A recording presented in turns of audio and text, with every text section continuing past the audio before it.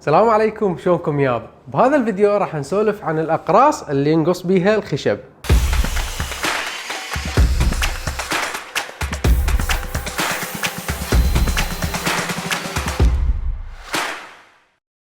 موضوع الأقراص اللي نقص بيها الخشب موضوع كلش مهم، وللأسف هواية من المحلات والشركات لما أروح أشتري ما يعرفون شنو الفروقات بيناتهم، بس عنده أقراص وخلاص. فاليوم راح أسولف لكم كل المعلومات اللي أعرفها عن الأقراص. بصراحة هو الموضوع طويل ويدوخ بتفاصيل كلش هواية، راح احاول قدر الامكان اختصر لكم اياه وابسط لكم اياه. اذا كنت جديد ويانا بالقناه اهلا وسهلا بك، انا دكتور محمود الشيخلي وهذه قناتي مختصه بالنجاره والسوالف والحرف اليدويه.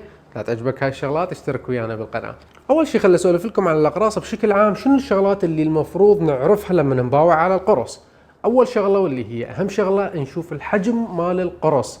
احنا من نشتري قرص لجهاز معين لازم نشتري نفس القياس. يعني مثلا منشار التشريح اللي عندي اني يستقبل قرص قياسه 10 انج، فلازم انتبه على موضوع حجم القرص قبل لا اشتريه.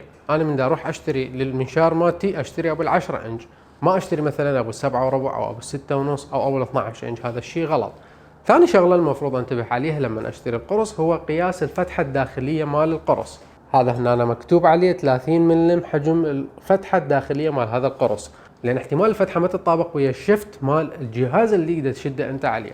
شغله لك لازم تعرفها عن الاقراص هو عدد الاسنان. هسه تشوفون هذول اثنيناتهم 10 انج، بس هذا 48 سن، هذا 60 سن، اما هذا ف 24 سن. تلاحظون هذا هو هاي هي الاسنان مالته، هذا ب 24 واحد وهذا النيش بيهن قياسات تختلف. ليش هذين القياسات تختلف وشنو اللي نستفاد من عندهن؟ طبعا انا اللي دا اسولفه كليته حصري عن الاقراص اللي تقص الخشب. اكو اقراص بالسوق تقص الحديد، هذا النيش انا ما له علاقه بهن، خبرتي انا على الاقراص اللي تقص الخشب. اذا كان عدد الاسنان قليل يعني 24 سن، فمن راح تجي تقص راح تثلم الحواف مال الخشب عندك، لانه العدد مال الاسنان كل ما يقل كل ما تكون القصه خشنه، بس راح يقص لك الخشب كلش بسرعه. فانت لما تريد تقص خشب ميلامين او خشب MDF او اي خشب بقشره ميلامين، يعني اكو بلاي وود بقشره ميلامين، من تجي تريد تقص على منشار التشريح فانا انصحك تشتري قرص عدد الاسنان مالته عالي، 80 سن 100 سن، بس شنو على كيفك، لانه القصه راح تصير شويه بطيئه،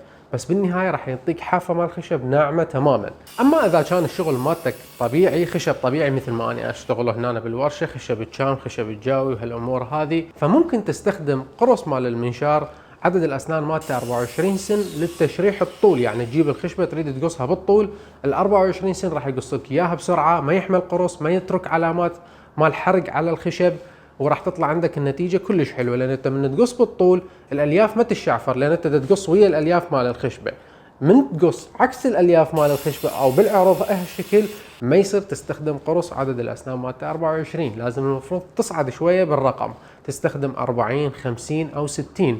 بين ال 40 وال 50 اي قرص هذا يعتبر جنرال بيربس، استخدام عام، يعني ممكن تشرح بيه بالطول وممكن تشرح بيه بالعرض. اما اذا تريد تقص خشب طبيعي بالعرض قصه ناعمه كلش، فتستخدم عدد الاسنان 60 او 80، راح يعطيك قصه ناعمه. عاده تشوفون المايتر سو او الكتر مال الخشب يكون عدد الاسنان مال القرص مالته عالي. منشار التشريح المنضدي عاده يكون عدد الاسنان مال الاقراص مالته قليل، 24 او بالزايد. هنا تشوفون انا استخدم 48 سن. منشار التشريح المنضدي يجي وياه من الشركه 24 سن، هذا خاص للتشريح الطولي. عدد دورات الجهاز لازم يتطابق ويا عدد الدورات اللي يتحملها القرص، او القرص يتحمل اكثر من عدها. مثلا هذا القرص يتحمل 5500 والجهاز يفترض 3800، اذا هذا ماكو اي مشكله. إذا خليت قرص يتحمل سرعة أقل من سرعة الجهاز راح يسوي لك مشاكل خطرة كلش. أكو بعد هواية تفاصيل تخص شكل الأسنان واتجاههن، واحد رايح على اليمين واحد رايح على اليسار أو كليتهن تكون عدلة، هذني مو كلش متوفرة بالسوق. يعني أنا من درست موضوع الأقراص وتعلمت عليهن وعرفت تفاصيلهن، من نجي بالسوق مالتنا مو كل هذني الأمور متوفرة ولا يعرفوهن. أكو نوع من الأقراص يجي بيها ميزة أنه أنتي كيك باك، يعني ما تخلي الخشبة ترتد عليك في حال افترت الخشبة انت وتتقص، يعني مو تمنع تماما، بس انه بيها فد ميزة تقلل من حدوث الكيك باك. هذه هم ما متوفرة بالسوق، اللي يريد يجيبها لازم يضطر يدز عليها من الامازون، ما متوفرة بسوقنا، بس الحمد لله اغلب الشغلات اللي نحتاجها موجودة هنا. بعض الأقراص بيها فيكة كلش حلوة وهي يكون صوتها ناصي، من تشوف مرسوم عليها هذه العلامة أو تشوف مرسوم عليها هذه الخط المتعرج هالشكل، هذا القرص معناه صوته ناصي.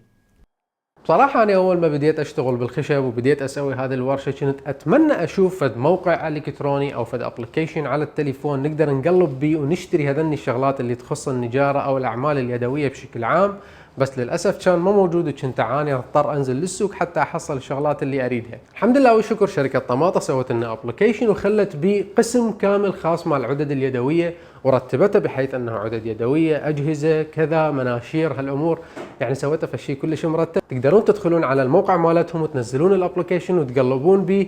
بالنهاية شكرا جزيلا لمشاهدتكم الفيديو، أتمنى استفاديتوا من عنده ولو بشي بسيط. إذا كان عندكم أي ملاحظة أو اقتراح يا ريت تكتبوا لنا إياها بالتعليقات جوا، واشوفكم بالفيديو الجاي ان شاء الله. في امان الله.